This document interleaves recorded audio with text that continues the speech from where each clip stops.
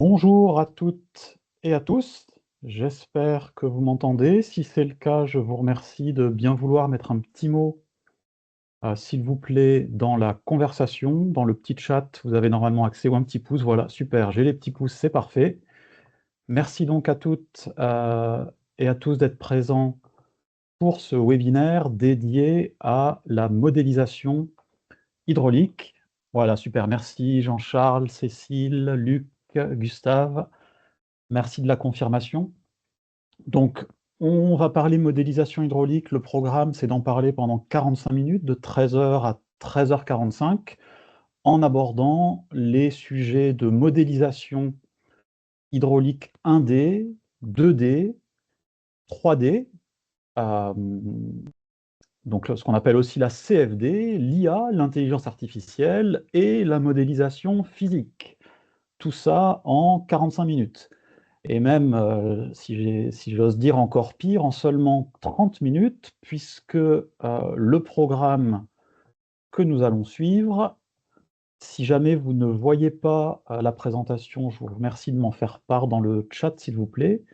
Donc là, je suis sur le slide 2 programme. Faites-moi signe si jamais vous ne le voyez pas. Donc le programme qui est prévu, c'est de parler en fait seulement 30 minutes. Parfait, merci Ali. Puisque les 15 minutes qui restent, merci Cécile, seront dédiées à une phase de questions, donc à vos questions et réponses. Donc on va parler d'un petit peu tous ces sujets-là, mais commençons d'abord par mettre les pieds dans le plat avec une petite introduction. Alors je vais commencer par me présenter et puis après parler de ouais, mais c'est quoi la modélisation aujourd'hui de façon un peu générale. Hop, j'autorise les personnes qui ont besoin d'une autorisation pour entrer. Voilà, parfait. Wow, 62 participants déjà pour le moment, c'est super, merci, merci à vous. Alors, petite intro pour démarrer. Donc moi, d'où je viens? Je m'appelle Mathieu, certains d'entre vous me connaissent déjà, j'ai en tout cas vu dans les participants. J'ai commencé à travailler en hydraulique il y a 20 ans, en 2005. Donc ça fait pile 20 ans cette année. J'ai commencé par avoir une carrière académique, puisque j'étais chercheur à l'INSA de Strasbourg, à l'Université de Liège, à l'ENGES. Et là, j'ai bouffé du modèle du matin au soir. Alors au début, j'ai commencé par la modélisation physique et la CFD. À Liège, j'ai continué sur la modélisation physique et sur la modélisation 2D. À l'ENGES, j'ai encore fait la modélisation physique, décidément j'aime ça, la CFD, puis c'est là-bas que j'ai commencé à faire de l'IA. Ensuite, 3DO, j'ai continué en CFD, j'ai fait de la modélisation 1D et j'ai fait de l'IA. Et depuis 2023, j'ai ouvert une nouvelle société où je fais du conseil et de la formation hydraulique et où je me suis dit que j'allais essayer de formaliser un petit peu toute cette expérience acquise depuis 20 ans de façon à permettre aux ingés et aux techs du domaine de l'eau en 2025 de savoir comment se dépatouiller avec toutes ces approches de modélisation. On va donc parler de modélisation physique. Vous avez par exemple une image à gauche ici d'une station de pompage, un modèle physique qui a été construit au CERG. Je profite de l'occasion pour remercier toutes les sociétés, universités qui m'ont transmis des photos dont j'ai parsemé le livre que je viens de publier le mois dernier, dont je reparlerai un petit peu plus tard dans le séminaire. On va parler donc de modélisation 1D. Vous avez une vue en bas à gauche, une vue dessus d'un modèle 1D, modèle 2D en haut à droite, où on représente l'écoulement à travers deux composantes de vitesse.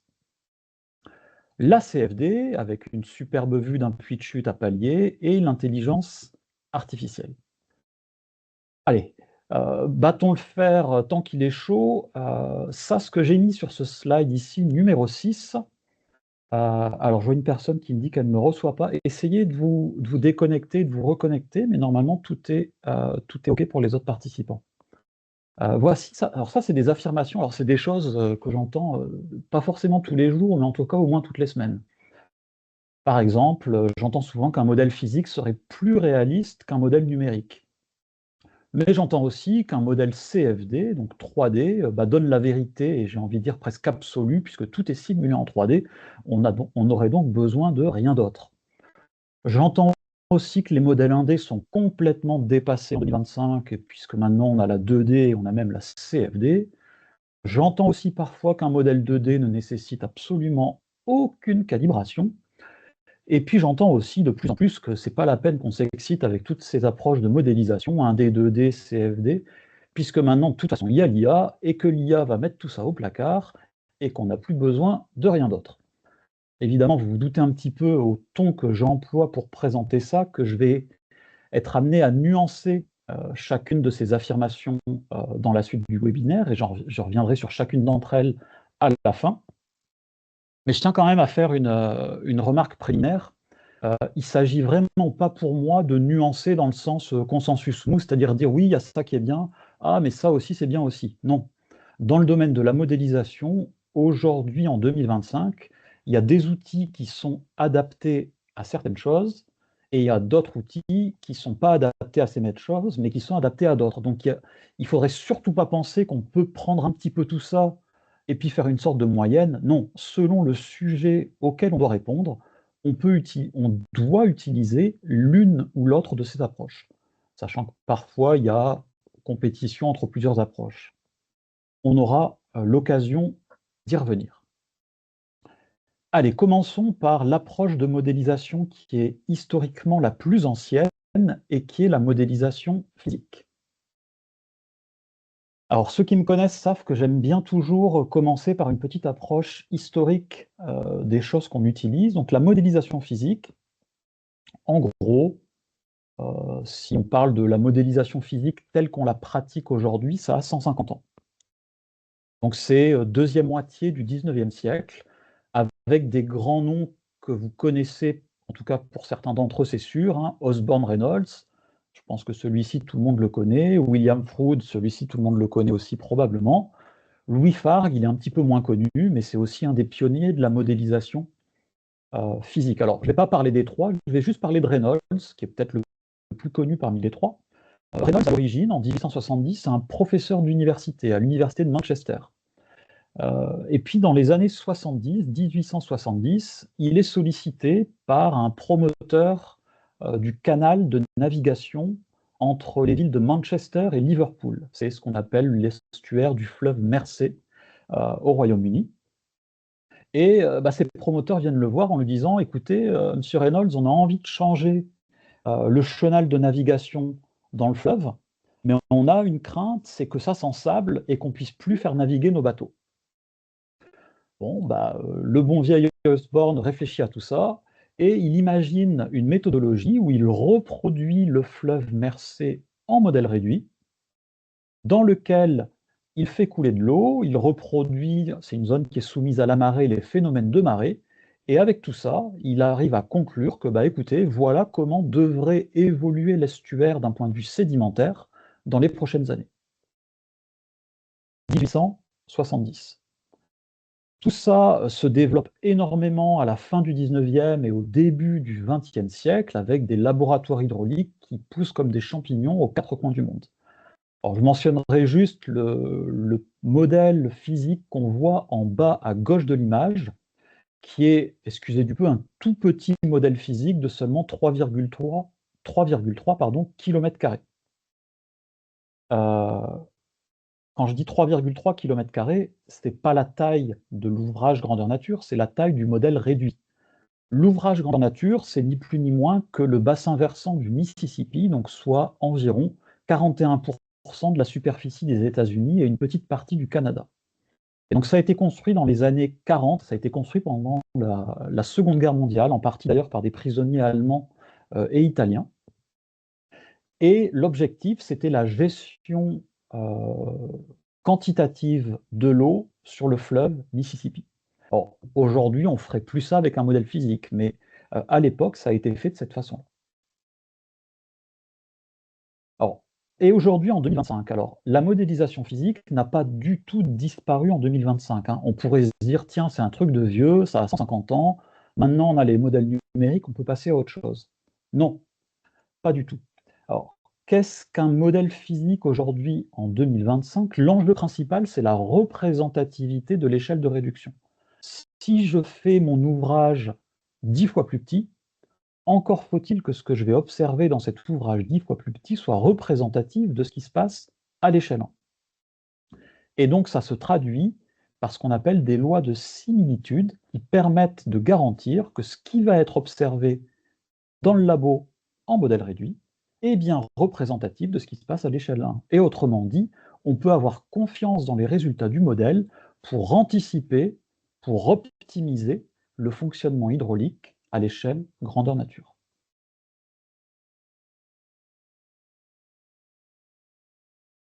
Et donc, aujourd'hui, en 2025, ces modèles physiques, alors il faut dire les choses quand même telles qu'elles sont, c'est complètement inutile pour certaines problématiques. Reproduire un écoulement monophasique d'eau, c'est-à-dire j'ai que de l'eau qui coule, j'ai pas d'entraînement d'air, j'ai pas de sédiments, j'ai rien de tout ça, un modèle physique est aujourd'hui complètement inutile, hein. On ne referait pas aujourd'hui, en 2025, le modèle réduit du bassin versant du Mississippi. Ce serait idiot. Ça coûterait 100 fois plus cher, enfin même beaucoup plus, que ce qu'un modèle numérique serait capable de faire. Mais en revanche, pour certaines problématiques, ça reste aujourd'hui complètement indispensable. Et les modèles numériques dont je vais parler après sont largement insuffisants encore aujourd'hui en 2025 pour certaines problématiques. Alors je pense à, par exemple, tout ce qui est écoulement multiphasique, écoulement d'eau avec entraînement d'air, avec transport de sédiments, écoulement hydrosédimentaire, fond mobile. Alors attention, je ne dis pas que les modèles numériques ne savent rien faire là-dedans, hein. On va en parler après, ils savent faire beaucoup de choses. Mais ça reste quand même aujourd'hui un domaine où le recours au modèle réduit, et vous en avez ici deux illustrations avec deux modèles à fond mobile, un qui est fait par Artelia et l'autre qui est fait par la CNR, hein, respectivement à Grenoble et à Lyon, qui sont en 2025 tout à fait pertinents et indispensables pour répondre aux questions d'ingénierie qui étaient posées dans ces études. Allez, parlons à présent de la modélisation numérique. Alors, petit point historique, et puis ensuite on détaillera la 1D, la 2D, la 3D. En fait, c'est assez vieux aussi, hein, la modélisation numérique. L'idée originelle, elle date d'il y a un peu plus de 100 ans. Alors même fin du 19e siècle, à vrai dire, début du 20e siècle. Et c'est un professeur britannique, Lewis Richardson, qui a cette idée initiale. Alors, il fait le constat, au début du XXe siècle, et même à la fin du XIXe siècle, il fait le constat que toutes les équations de la physique sont connues. Et c'est vrai, au début du XXe siècle, en 1900, on connaît déjà depuis belle lurette les équations de Barrett-Saint-Venant, donc les équations, les shallow water equations, comme disent les anglo-saxons, hein, les équations qui sont utilisées dans les modèles 1D et 2D. On connaît les équations de Navier-Stokes. Tout ça est déjà connu en 1900. Pourtant, en 1900, les ingénieurs sont incapables de résoudre ces équations, sauf à se placer dans des configurations idéalisées, dans lesquelles on peut obtenir, avec les moyens de calcul de l'époque, ce qu'on appelle des solutions analytiques, c'est-à-dire dans lesquelles on sait résoudre exactement les équations différentielles qui régissent les écoulements. Donc en gros, si vous êtes un ingénieur en 1900, si votre pièce elle ressemble à un pavé, si votre pièce elle ressemble à un cylindre, vous savez faire. Mais ça arrive quand même rarement que les pièces aient des formes aussi simples, que les ouvrages hydrauliques aient des formes aussi simples. Et donc la plupart du temps, vous ne savez pas faire parce que vous ne savez pas, vous connaissez les équations, mais vous ne savez pas les résoudre dans la configuration géométrique qui vous intéresse. Et donc Lewis Richardson se dit, bon, est-ce qu'on ne peut pas sacrifier un petit peu de précision? J'accepte d'être un peu imprécis, mais en contrepartie, j'arrive à résoudre quelle que soit la géométrie de l'ouvrage hydraulique sur lequel je fais l'étude. Et donc ça, c'est son intuition initiale. Dit autrement, ce qu'il est en train de faire, c'est qu'il est en train de linéariser des équations différentielles, de les discrétiser. Plutôt que de dire qu'il a un gradient, une dérivée d'une fonction f par rapport, par exemple, à la hauteur d'eau, dérivée de la hauteur d'eau par rapport à x, il va dire non, j'ai pas un gradient, j'ai une différence de hauteur à un endroit x1 à un endroit x2, divisé par la distance entre l'endroit 1 et l'endroit 2. Et donc il est en train de discrétiser ces équations pour être capable de les résoudre de façon approximative. Ça, c'est son intuition initiale et qui est géniale. Alors, il va même plus loin, hein. En 1922, il imagine même un système de prévision météorologique mondial avec des tailles de mailles de 300 km de côté, je crois, hein. Vous avez une vue là pour l'Europe de l'Ouest. Et il fait ça, il fait ce calcul-là lui-même sur une journée, pour une journée de prévision météorologique. Ça lui prend 3 semaines, je crois. Et il fait le calcul que s'il fallait faire ça s'il fallait faire ça de façon quotidienne, il lui faudrait 40 000, ce qu'il appelle dans sa publi des computers, des calculateurs, pour pouvoir faire cette prévision quotidienne. Alors on met en 1922, les ordinateurs, les calculateurs en 1922, c'est des gens comme vous et moi qui font des calculs, hein. Ce n'est pas les ordinateurs d'aujourd'hui. 40 000. Bon, évidemment, ça ne s'est jamais fait, c'était un exercice de pensée, mais ça a quand même posé les bases de cette idée initiale qui a pu être mise en œuvre à partir des années 1950 et le développement de l'informatique. Et donc à partir de ce moment-là, on a la modélisation numérique 1D, 2D. Alors c'est quoi? C'est représenter l'écoulement en 1D, c'est-à-dire moyenné sur la hauteur, moyenné sur la largeur, ou en 2D, on est juste moyenné sur la hauteur. Et c'est ce qu'on appelle les équations de Saint-Venant ou Barré de Saint-Venant, déjà connues à la fin du XIXe siècle. Mais depuis les années 50, on sait les résoudre de façon approximative en discrétisant le domaine de calcul. Et là, vous avez quelques exemples que m'a fourni la société Surface Libre, où on voit des maillages 2D avec des tailles de mailles plus ou moins grandes. Alors, dans ces modèles-là, que ce soit en 1D ou en 2D, pardon, il y a un paramètre clé qui est la rugosité, qui est le paramètre de calage. Alors, petit focus sur les USA, hein, puisque les USA ont inondé le marché avec leur outil de modélisation 1D et maintenant 2D qui est ECRAS, hein, qui originellement date de 1966. C'est l'US Army Corps, avec un modèle qui initialement s'appelait Backwater Intersection. Alors, c'était pas hyper vendeur d'un point de vue commercial, mais ils ont vite rebaptisé ça HEC2. Et en 95, donc il y a 30 ans, ECRAS 1.0 est sorti, sachant que la version 5.0 a mis à disposition la 2D il y a maintenant quasiment 10 ans, en 2016. Et puis autre petit focus sur les Pays-Bas, hein, qui est un grand pays, si ce n'est peut-être le plus grand pays qui existe au monde en hydraulique, avec l'utilisation de ces modèles d'un point de vue physique dès que le plan Delta a été lancé dans les années 50, hein, suite à une grande catastrophe en 1953, grande inondation avec 1800 morts. Modèle physique dès les années 50 et 60, approche mixte dès les années 70 et à fond sur le numérique dès les années 80 avec des modèles comme Simona ou Delft 3D, sachant qu'ici en plus on a une partie, on a de la modélisation alors hydraulique, mais on pourrait même plus parler de modélisation maritime et côtière, hein, puisqu'on a aussi notamment tout ce qui est fait de la houle qui entre en jeu. Quel est l'enjeu principal d'un modèle 1D, d'un modèle 2D? C'est la représentativité, mais ce n'est pas la représentativité de l'échelle comme en physique, c'est la représentativité des équations utilisées et de la dimension selon laquelle elles sont écrites. En 2025, c'est une approche qui est parfaitement adaptée pour de nombreuses problématiques où la dimension horizontale, la hauteur d'eau, est largement, pardon, la dimension verticale, excusez-moi, la hauteur d'eau, est largement plus petite que la dimension horizontale, la largeur ou la longueur d'un cours d'eau typiquement.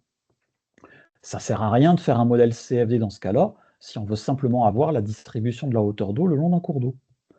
En revanche, c'est complètement inadapté si on cherche à reproduire l'écoulement au droit d'un ouvrage avec des effets tridimensionnels. Une vanne, un seuil, un ouvrage particulier qui fait que ce sont des effets 3D qui dominent. Parlons maintenant de la CFD. La CFD débute dans les années 50. Alors vous connaissez, je pense, le laboratoire de Los Alamos aux États-Unis, hein, c'est le projet Manhattan, décrit dans le très bon film de Christopher Nolan il y a quelques années, Oppenheimer. Alors la CFD est pas née pendant le projet Manhattan, mais un petit peu après, puisque c'est dans les années 50 où le laboratoire de Los Alamos a continué à être actif, hein, et a bossé sur la CFD.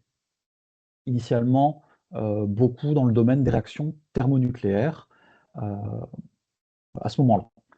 Puis ça s'est développé dans d'autres domaines, et notamment dans le domaine de l'aviation, avec le premier modèle fait en 3D, c'est 1967, c'est la compagnie aérienne Douglas. Alors Douglas, le nom n'existe plus, mais aujourd'hui c'est Boeing. Donc compagnie aérienne, premier modèle CFD 3D. Dans le domaine de l'hydraulique, c'est les années 80, avec en 81 le modèle dit Volume of Fluid, le VOF, par Hurt et Nichols, qui permet à la CFD d'entrer dans le domaine de l'hydraulique, et notamment de l'hydraulique à surface libre. Sachant que pour la petite histoire, Tony Hurt, donc qui a mis au point avec Nichols ce modèle, c'est le fondateur de la société Flow Science, qui existe toujours et qui est aujourd'hui le distributeur du logiciel Flow 3D. La CFD, l'enjeu, c'est la représentativité des équations utilisées. Alors, il n'y a plus de question de dimension ici, puisqu'on est en 3D, mais il y a, est-ce que j'utilise les équations qui sont bien les bonnes par rapport au phénomène que je cherche à reproduire? Et donc, la situation en 2025, c'est que la CFD est parfaitement adaptée et précise pour de nombreuses problématiques hydrauliques. Typiquement, le déversoir d'orage que vous voyez en haut à droite de l'image, celui-ci, un modèle CFD est tout à fait pertinent et suffisant pour déterminer, par exemple, la relation entre la hauteur en amont de la crête de déversement et le débit déversé. Et j'irai même plus loin, un modèle CFD est pertinent pour ça, sans aucune calibration. Alors, ça, je sais que ça peut faire hurler les gens qui ont l'habitude de faire de la 1D et de la 2D, qui sont habitués à calibrer de la rugosité. Oui, mais quand on a un modèle qui fait quelques mètres de longueur, des vitesses qui font quelques mètres par seconde, la rugosité qui joue sur les pertes de charge, elle est tout simplement sans impact significatif sur le résultat qui nous intéresse. Et donc dans ce cas-là, on peut traiter ça par CFD sans avoir la moindre calibration. Ouais, mais parce qu'on a les bonnes équations. Dans d'autres cas, quand on a des phénomènes plus complexes qui entrent en jeu, de l'entraînement d'air par exemple, la CFD devient plus imprécise. Alors, ça ne veut pas dire qu'elle est bidon, hein. Elle permet d'aboutir à des résultats qui sont d'assez bonne qualité, mais qui n'ont pas du tout le même degré de précision. Et en plus, il y a souvent des paramètres de calage qui vont entrer en jeu et qui vont pouvoir avoir un impact significatif. Sur des modèles typiquement avec de l'entraînement d'air, il y a un paramètre tout bête qui est la taille des bulles d'air qui vont rentrer dans l'écoulement, qui peut devenir un paramètre d'influence important. Donc dans ce cas-là, la CFD n'est pas inutile, mais elle devient plus imprécise, et elle devient souvent aussi dans ce cas-là, elle aussi soumise à une démarche de calage.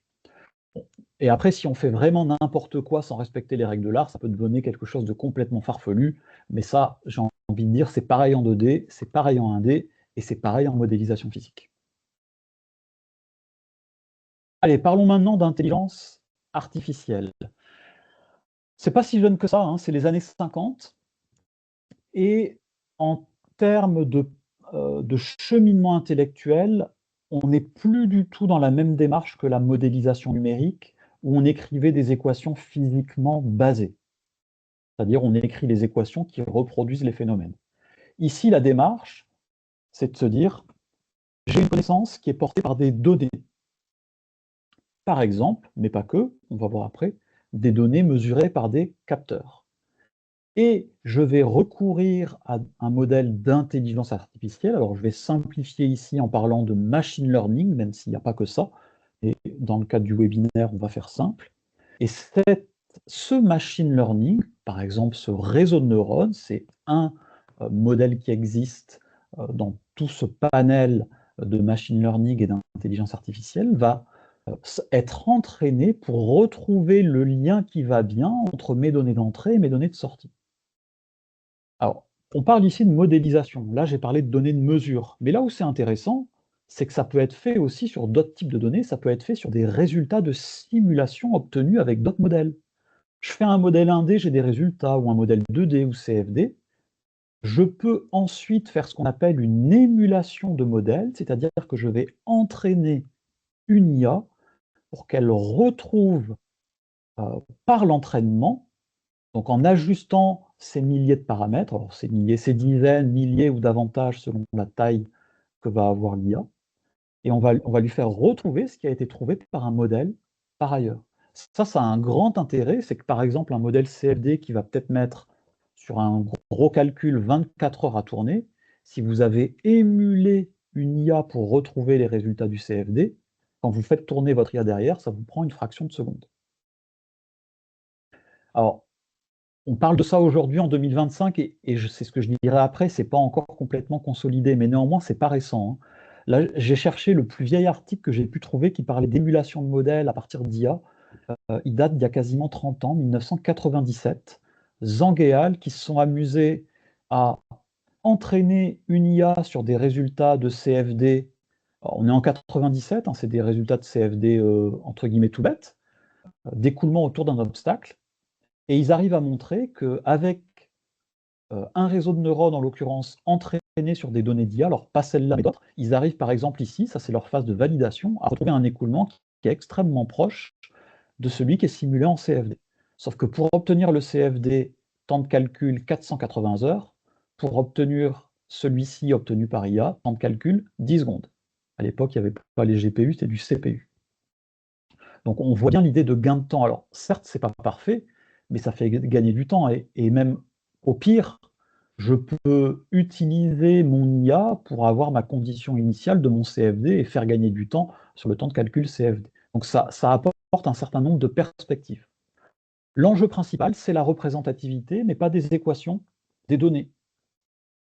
Et la situation en 2025, alors c'est en pleine effervescence, l'IA, chacun y va de son truc à droite à gauche, en plus avec tout le baratin que balancent 90% des gens qui sont spécialistes depuis que c'est devenu à la mode, c'est difficile de distinguer dans le bruit ambiant ce qui est valide de ce qui ne l'est pas.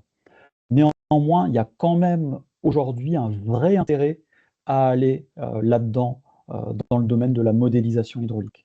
Alors, si vous voulez en savoir plus, je vous ai mis ici le lien vers un rapport qui est en libre accès sur Internet, qui a été fait par Deltares pour le compte de l'UNESCO, donc qui est tout récent et qui vous donnera une bonne vision de l'utilisation de l'IA dans le domaine de l'eau en général. Et pour ceux qui seraient intéressés dans le domaine plus précisément de l'assainissement, j'aurai l'occasion lors du prochain congrès de l'ASTE à Nancy en juin 2026 d'animer une mini-formation d'1h30 sur ce sujet. Allez, synthèse et recommandations. On a vu qu'il y avait de nombreuses approches de modélisation disponibles pour l'hydraulicien aujourd'hui. Aujourd'hui, quand on a une problématique d'ingénierie, on a tout ce panel de modèles disponibles avec la difficulté qui est lequel, enfin laquelle ou lesquels est-ce qu'il est pertinent d'utiliser en fonction de la problématique à laquelle je dois répondre. Alors, je vous ai mis ici un tableau avec des lignes directrices en fonction de différents phénomènes physiques. Alors, ce sont des lignes directrices, c'est affiné au cas par cas, parce qu'il y a évidemment toujours des cas particuliers, mais au moins ça permet quand même de tracer les grandes lignes, sachant que sur certains sujets, il y a aussi des approches mixtes et couplées qui sont utiles, hein. Alors, deux petits exemples rapides pour conclure, puisqu'on arrive bientôt au terme des 30 minutes. Je vais légèrement dépasser 2-3 minutes, je pense. Imaginons que ce soit ça, votre problématique d'ingénierie. Vous devez évaluer la capacité hydraulique de l'évacuateur de crue de ce barrage. C'est le barrage de crue de Wilhelmstein qui est situé pas très loin de Mulhouse. Comment vous faites aujourd'hui en 2025, hein, un modèle 1D. Alors, on est dans la première flèche ici, écoulement au droit et à proximité d'un ouvrage. Exemple, relation hauteur-débit d'un évacuateur de crue. La modélisation 1D, j'oublie, rouge, 2-, ça marche pas, ça sert à rien, hein. C'est une perte de temps. Un modèle 2D, pour la capacité hydraulique, non. Pour la distribution du champ de vitesse dans la retenue, pourquoi pas, mais pour la capacité hydraulique, non, ça sert à rien. Il me reste en compétiteur la modélisation physique et la CFD, la mécaflux numérique. La modélisation physique, oui, si on avait été en 1960, j'aurais mis 2+ ici à modélisation physique, parce qu'on n'avait pas la CFD pour pouvoir faire ça. Et c'est d'ailleurs comme ça que ça a été fait sur ce barrage qui date justement des années 60. Mais aujourd'hui, en 2025, c'est pas idiot de faire un modèle physique de ça, hein. Ça va marcher. On va avoir le résultat.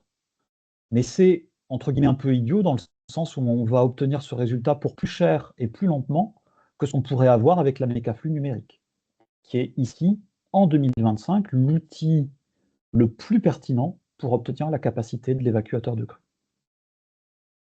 Autre exemple, évolution sédimentaire du lit d'un cours d'eau. Là, je suis sur un tronçon de la Loire. C'est un gros projet là, qui a été porté par VNF il y a quelques années et sur lequel il y a eu plein de modélisations faites par un certain nombre de BE et d'acteurs de l'eau, hein, CNR, Régis, enfin, il y a toute une tripotée d'acteurs qui sont intervenus sur ce sujet-là. Quand je veux évaluer l'évolution sédimentaire du lit d'un cours d'eau sur les prochaines décennies, qu'est-ce que je peux faire? Un CFD? Alors là, le CFD, il va peut-être me permettre d'avoir quelque chose de très précis à l'échelle de l'ouvrage, mais sur l'évolution sédimentaire du cours d'eau, c'est peine perdue. Je suis ici, je laisse tomber la CFD. Un modèle 1D, un modèle 2D? Oui, je le peux. Dans ces modèles, il y a des approches de suivi du fond avec prise en compte du transport sédimentaire. Mais j'ai beaucoup de paramètres de calage là-dedans et il est difficile, voire dangereux aujourd'hui de les utiliser à l'aveugle. Et donc sur ce sujet-là, en 2025, ça reste encore le modèle physique qui est pertinent pour arriver à nos fins. Donc ces deux petits exemples là, qui illustrent bien la situation en 2025, il y en a plein d'autres qu'on pourrait passer en revue si on avait davantage de temps. Allez, mes petites idées reçues du départ, un modèle physique est plus réaliste qu'un modèle numérique.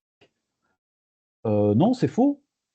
De façon générale, c'est faux. Parfois c'est vrai, mais parfois pas du tout. Bien au contraire. Je peux faire un modèle physique qui est complètement bidon si je ne respecte pas les relations de similitude.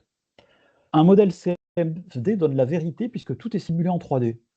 Bah ouais, mais encore faut-il que j'ai les bonnes équations. Si je fais un modèle CFD avec des équations bidons, parce que je ne connais pas bien le phénomène physique que je cherche à reproduire, ça ne me donnera pas la vérité.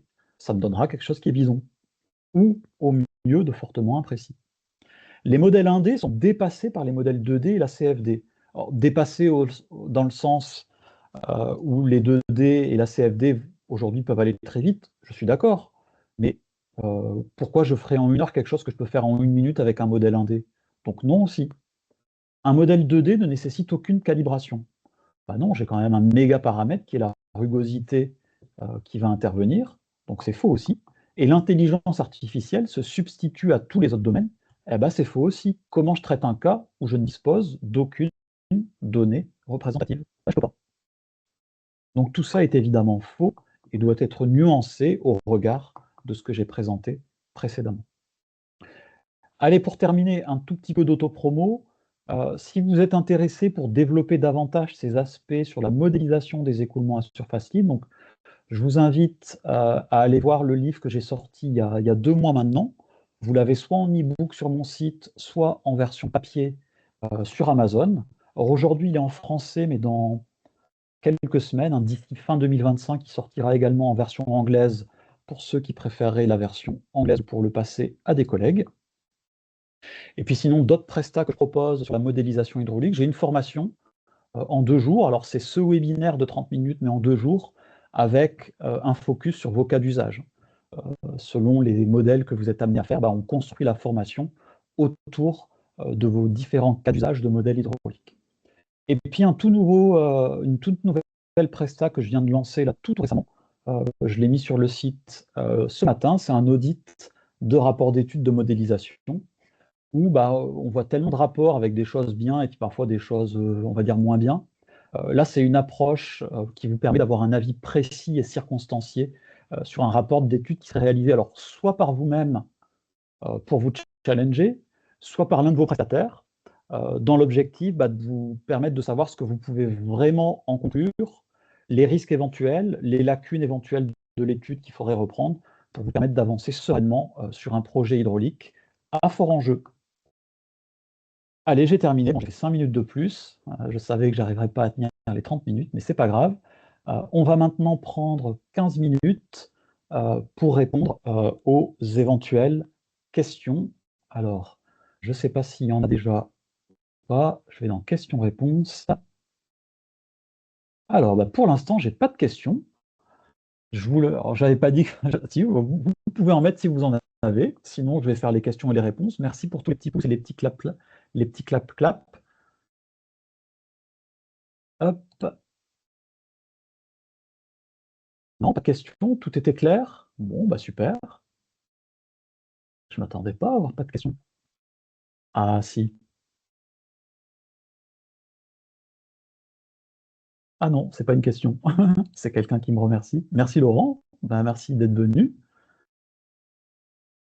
Bon, alors si j'ai pas de questions, je vais revenir à un endroit de la présentation où je vais juste apporter euh, une petite information supplémentaire parce que je suis passé un tout petit peu vite compte tenu du temps. C'est sur ce slide-là. Sur ce slide-là, vous avez donc différents phénomènes physiques. J'en ai pris deux en exemple. Et à chaque fois, vous avez ce que chacune des approches de modélisation physique, 1D, 2D, CFD, permet de faire. Ici, vous avez donc une grille de lecture qui vous permet de vous orienter et vous pouvez voir que le mieux, c'est le bleu. Il y a 2 plus, et puis quand j'ai un plus en vert, c'est un peu moins bien, plus ou moins, c'est moins bien, moins, c'est encore moins bien, et 2 moins, c'est moins bien. Un truc qui est rigolo, hein, c'est qu'aujourd'hui, en 2025, il n'y a aucune de ces approches qui est devenue inutile. Elles ont toutes encore leur intérêt. Même la physique, qui, regardez, a même encore beaucoup de plus. Hein.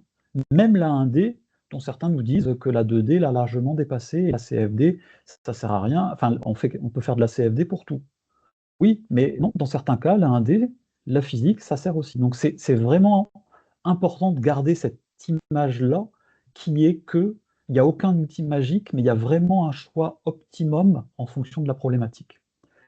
Et puis par ailleurs, sur beaucoup de projets, on peut être amené à coupler ces approches pour prendre le meilleur de l'une et de l'autre. Je crois que j'ai une question. Alors oui, j'ai une question d'Ali. Y aura-t-il des formations, articles prévus sur les tests de sensibilité, notamment pour modèles 1D et 2D? Alors, dans la formation que je mentionnais justement tout à l'heure, celle-ci, formation choisir le bon outil de modélisation hydraulique, vous avez, alors quand je fais cette formation, je dis au client, voilà le programme de la formation. Et ensuite, il y a tous les cas d'application où moi, je peux venir avec les miens, ou le mieux, c'est ce que je suggère à chaque fois, c'est que ce soit vous qui me donniez vos cas d'application pour que ce soit directement applicable pour vous. Et donc dans ce cas-là, et c'est ce qui s'est passé les fois où j'ai fait cette formation, le client m'a donné ses cas d'application, dont certains avaient justement des analyses de sensibilité alors, qui avaient été faites ou qui n'avaient pas été faites, mais sur lesquelles on pouvait discuter. Et justement, ça faisait partie des sujets euh, qui étaient euh, qui étaient discutés en formation.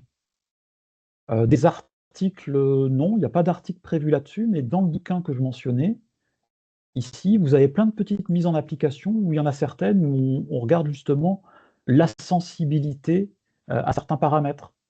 Par exemple, je vous montre un modèle CFD, et puis on regarde la sensibilité à la rugosité.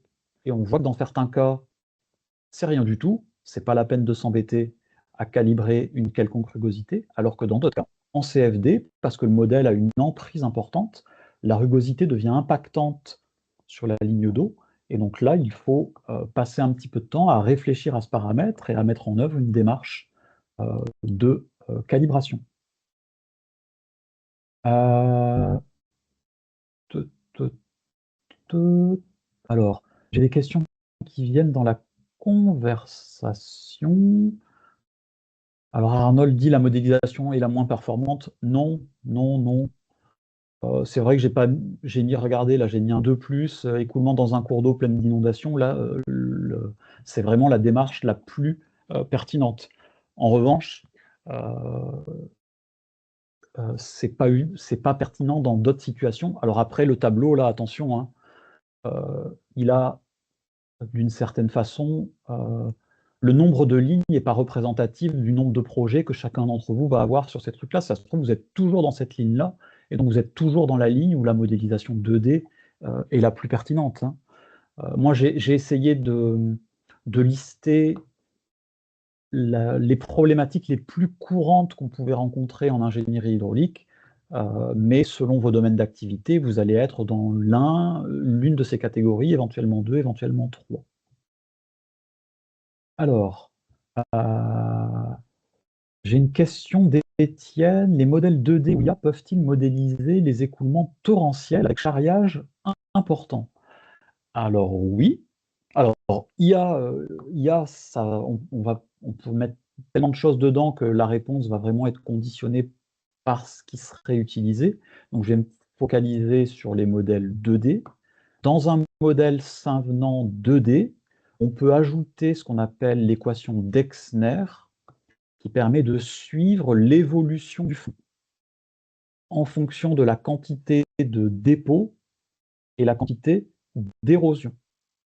Et pour ça, il faut mettre une loi de transport solide qui peut être une relation de transport solide torrentiel. Donc oui, cette approche-là peut être utilisée pour du torrentiel. Antoine demande quel est ton avis sur les modèles avec couplage, écoulement de surface et écoulement dans un réseau enterré. Ah bah là, c'est typiquement, bah ouais, c'est un très bon exemple. J'en pense que du bien, si c'est bien fait, en tout cas, si c'est utile. Mais c'est typiquement un exemple où on va coupler une approche 1D pour le réseau enterré, par exemple un système d'assainissement, avec une approche par exemple 2D pour l'écoulement en surface, où l'approche 2D sera bien plus représentative des phénomènes physiques. Donc c'est tout à fait pertinent dans ce cas-là. Quid des modélisations de réseaux type SWIM, la rugosité via le N de Manning n'est pas nécessairement un paramètre sensible dans le calage. Question de Cécile. Oui, absolument Cécile.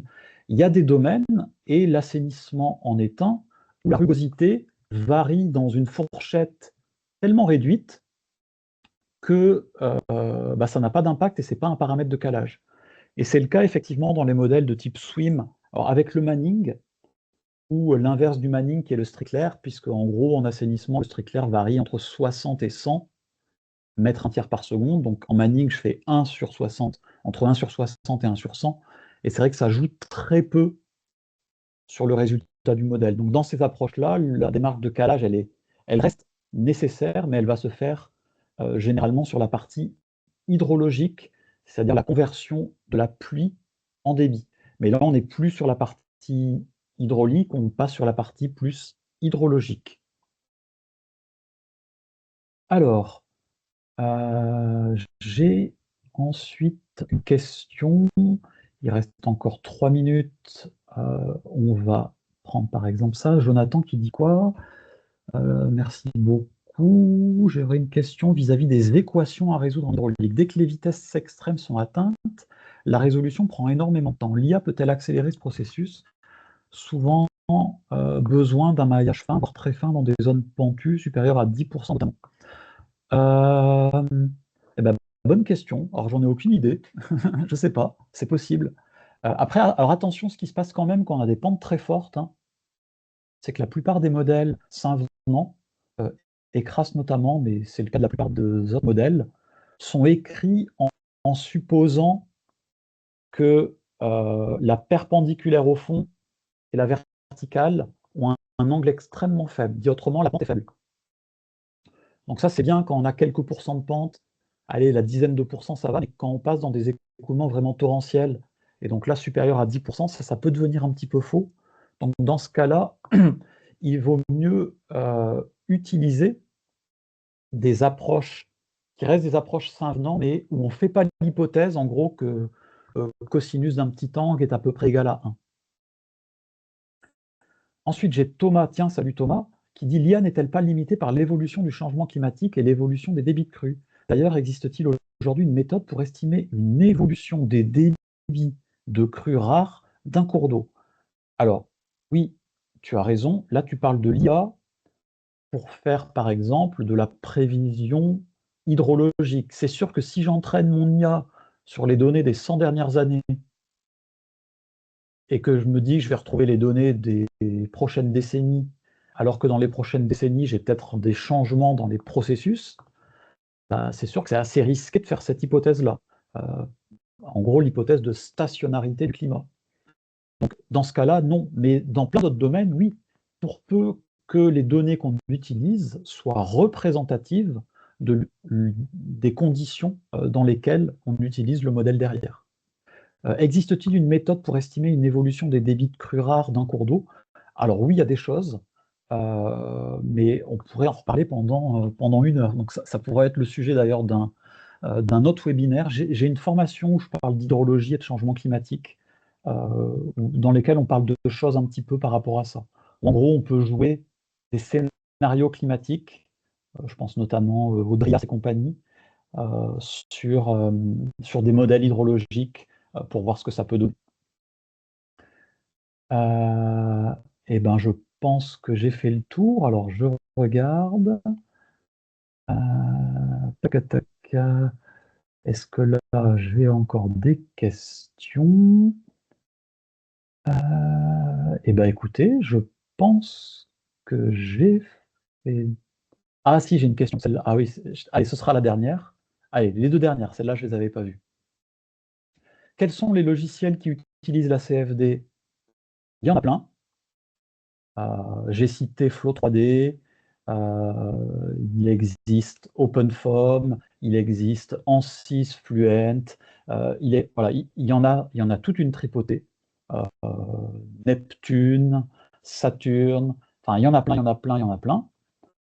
Faut choisir celui, si vous voulez en faire, qui est le plus adapté à votre besoin, hein. Sachant que là-dedans, il y a du logiciel à licence user-friendly, il y a du logiciel à licence un peu moins user-friendly, il y a du logiciel open source pas du tout user-friendly, enfin, il y a de tout en fonction de votre besoin. Et celle-là, je l'aime bien. Est-ce qu'il est indispensable de connaître et comprendre les équations utilisées dans la modélisation pour utiliser ces outils? Bon, quand même un minimum. Après, il ne faut pas forcément rentrer dans le détail de tout, mais il y a quand même les grandes lignes qui sont nécessaires. Alors, je ne prendrai pas l'exemple de Saint-Venant comme est dit dans la question, mais je prendrai l'exemple de la CFD. Si vous voulez faire de la CFD, il ne faut pas tergiverser, il faut quand même se taper, entre guillemets, les équations de Navier-Stokes, savoir d'où ça vient, le bilan de masse, le bilan de quantité de mouvement, les forces en jeu, la pression, la viscosité, enfin, il faut quand même se taper tout ça. C'est nécessaire de se plonger là-dedans pour bien comprendre. En revanche, ça ne veut pas dire qu'il faut connaître toutes les arcanes de chaque modèle de turbulence que vous allez pouvoir utiliser. Il faut savoir identifier ce que c'est, comment ça a été construit, les conditions d'utilisation et comment ça peut être utilisé et surtout dans quelles conditions ça ne doit pas être utilisé. Donc aujourd'hui, il y a certains outils de modélisation qui sont tellement complexes qu'on ne peut pas avoir une connaissance précise et complète de tous leurs aspects. Mais il faut quand même avoir un minimum, au minimum, une connaissance de l'ensemble pour pouvoir les utiliser de façon efficace. Allez, bah écoutez, il est 13h49. J'ai un peu dépassé. Merci à chacun d'entre vous pour votre participation. Je mettrai peut-être dans l'après-midi, mais plus vraisemblablement demain matin ou dans la soirée, le replay sur ma chaîne YouTube pour ceux qui voudraient le revoir et puis pour ceux qui n'étaient pas présents.